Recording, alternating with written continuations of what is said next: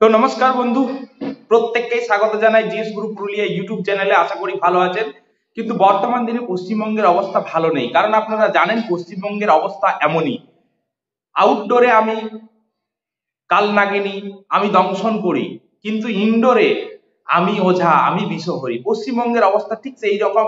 মমতা বন্দ্যোপাধ্যায় বারবার ললিপপ খাওয়াচ্ছেন চাকরিহারা 25,753 জন শিক্ষক শিক্ষিকা এবং শিক্ষাকর্মীদের। আপনারা জানেন প্রত্যেকেই যে সুপ্রিম রায় 3 এপ্রিল চাকরি গেছে 25,753 জনের, যা নিয়ে পশ্চিমবঙ্গ তথা সারা দেশ উত্তাল।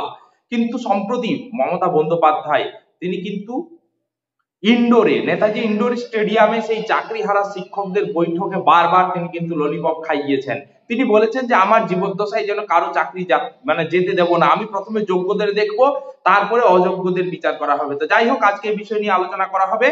আপনি যদি চ্যানেলে নতুন হয়ে থাকেন চ্যানেল সাবস্ক্রাইব করে নেবেন। তো দেখুন, এরপরে কিন্তু বেতন বাড়ছে পার্শ্ব শিক্ষকদের। সত্যি এটা দারুণ খবর যে পার্শ্ব শিক্ষকদের বেতন বাড়ছে।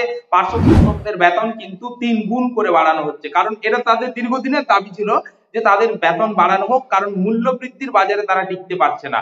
তাহলে এখানে পার্শ্ব শিক্ষকদের বেতন বাড়ানো হলে এখানে এসএসকে এমএসকে বাকি সমস্ত কর্মচারীদের বেতন কিন্তু বাড়াতে হবে। পার্টিকুলার আপনি এক একটা শ্রেণীর বেতন বিভিন্ন ভাবে আপনি বাড়িয়েছেন, কিন্তু এক্ষেত্রে তো যাই হোক, পার্শ্ব শিক্ষকদের বেতন বাড়ানো হচ্ছে 3 গুণ করে। কেন বেতন বাড়ানো হচ্ছে প্রসঙ্গে আসি। কারণ বিকাশ ভবন একটা পরামর্শ দিয়েছে যে যারা প্যারা টিচার রয়েছে তাদের বেতন বাড়িয়ে 3 গুণ করা হোক।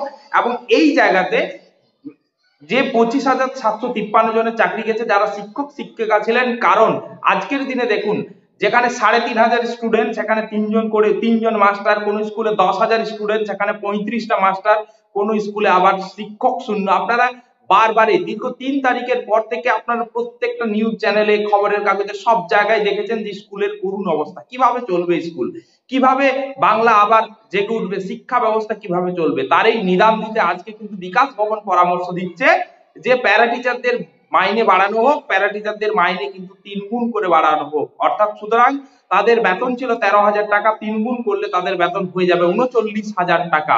তো এক্ষেত্রে বেনিফিট কারা হবে? প্যারা টিচাররা, যারা সত্যি আজ দীর্ঘ 22 বছর ধরে চাকরি করছিলেন প্যারা টিচারই। তো তাদের কিন্তু সত্যি এটা সুবিধা হবে এবং তারা লাভবান হবে, কারণ এটা তাদের দীর্ঘদিনের দাবি ছিল। কিন্তু এক্ষেত্রে কারা মরে গেল? যারা সেই যোগ্য শিক্ষক ছিলেন। কারণ সুপ্রিম কোর্ট যে রায়টা দিয়েছে সেটা কিন্তু সেই যোগ্য অযোগ্যের ভিত্তি এরা কিন্তু আলাদা করেননি। আজকে দেখুন এসএসসি কে দুর্নীতির আতুড়ঘরে পরিণত করেছেন কারা? এই ওয়েস্ট বেঙ্গল গভর্নমেন্ট। কিন্তু আজকে দেখুন সুপ্রিম কোর্ট এটাই চেয়েছিল যে আপনারা যোগ্য অযোগ্যের তালিকা করুন। ওরা অযোগ্যের লিস্ট দিয়েছে যে এতজন অযোগ্য, 6,276 জন অযোগ্য, কিন্তু বাকি 19,000 যে যোগ্য রয়েছে এর সাফিসিয়েন্ট ডকুমেন্ট কিন্তু স্কুল সার্ভিস কমিশন বা মধ্যশিক্ষা পর্ষদ দেয়নি। সম্প্রতি মধ্যশিক্ষা পর্ষদ একটা আবেদন করেছে, প্রেয়ার করেছে যে আমাদের রেশিও কিন্তু পশ্চিমবঙ্গে ছাত্র অনুপাতে 52:1, যেটা থাকার কথা আরটি অ্যাক্ট অনুযায়ী অনেক কম। সেখানে আজকের এই 25,753 জন শিক্ষক শিক্ষাকর্মী এবং এদের যদি চাকরি যায় তাহলে সেই রেশিওটা বেড়ে গিয়ে দাঁড়াবে 58.1। সুতরাং এর থেকে বলাই যাচ্ছে যে আরটিই অ্যাক্ট অনুযায়ী পশ্চিমবঙ্গে প্রায় 1 লাখের মতো স্কুল সার্ভিস কমিশনে, অর্থাৎ 9, 10, 11, 12 আপার প্রাইমারিতে শূন্যপদ রয়েছে। সেই শূন্যপদ না নিয়োগ করে পশ্চিমবঙ্গের সরকার, মাননীয় মুখ্যমন্ত্রী তিনি কিন্তু বারবার ললিপপ খাওয়াচ্ছেন। তিনি কিন্তু বলছেন যে আমার প্লেন ABCD রেডি রয়েছে। অর্থাৎ এই রেডি প্লেন, যেটা অর্থাৎ কি বলা হচ্ছে যে এখানে যাদের চাকরি গেছে, যেসব শিক্ষক শিক্ষিকা, তাদেরকে কিন্তু এই পার্শ্ব শিক্ষকের পদমর্যাদা দেওয়া হবে। কারণ আপনাদেরকে সম্প্রতি তিনি বলেছেন যে আপনারা স্বেচ্ছায় পরিষেবা দিন। তার যে এগেইনস্টে অনেক লোক উক্তি দিয়েছে স্বেচ্ছায় কেন পরিশ্রম করব, কারণ আমরা দীর্ঘদিন কষ্ট করে পড়াশোনা করেছি, নিশ্চয়ই আপনাদের দাবি ঠিক।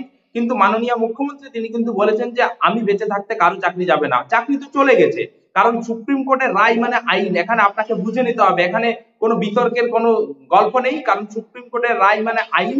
এবং সুপ্রিম কোর্টের রায় এখনো পর্যন্ত বিরলতম বিরল যদি রায় হয়ে থাকে, 99.99% অসংশোধিত অবস্থায় আছে, অর্থাৎ কোনো সংশোধন হয়নি। সেক্ষেত্রে বিকল্প পরিকল্পনা ভাবতে হবে। তো তারা ভেবেছে এদেরকে পার্শ্ব শিক্ষকের পদমর্যাদা দেওয়া হবে, কারণ 2026-এ কিন্তু বিধানসভা নির্বাচন। তো তো এই দিক থেকে বিচার করতে গেলে, কারণ তাদেরকে তো চাকরি দিতে হবে এবং তাদেরকে কি দিতে হবে, পার্শ্ব শিক্ষকের চাকরি। তো পার্শ্ব শিক্ষকের চাকরি দিতে গেলে নতুন গ্যাজেট নোটিফিকেশন বার করতে হবে, এক্ষেত্রে কিন্তু নতুনরাও সুযোগ পাবে। তাহলে সুতরাং কি করে উনি ভাবছেন যে সেই সব যোগ্য মানে যে যোগ্য শিক্ষক শিক্ষিকারাই চাকরি পাবেন? কারণ আন্দোলন দীর্ঘদিন ধরে চলছে, আজকে তার একেবারে চরমতম রূপ।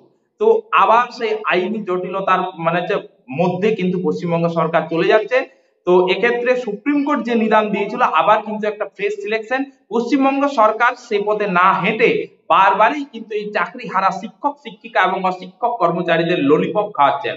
আপনি না হয় শিক্ষক শিক্ষিকাদের পার্শ্ব শিক্ষকের চাকরি দেবেন, কিন্তু যারা group C group D staff ছিল তারা কি করবে, তারা কোথায় যাবে? তো যাই হোক, জানি না আগামী দিনে কি হতে পারে। আপনাদের নিত্য নতুন আপডেট পেলে অবশ্যই আমি শেয়ার করব। আর জিএস গুরু পুরুলিয়া ইউটিউব চ্যানেলকে সাবস্ক্রাইব করে আরো বেশি ইন্সপায়ার করুন। তো পার্শ্ব শিক্ষকদের বেতন বাড়ছে, এটা সত্যি ভালো খবর। থ্যাংক ইউ, ভালো থাকবেন, সুস্থ থাকবেন, ধন্যবাদ।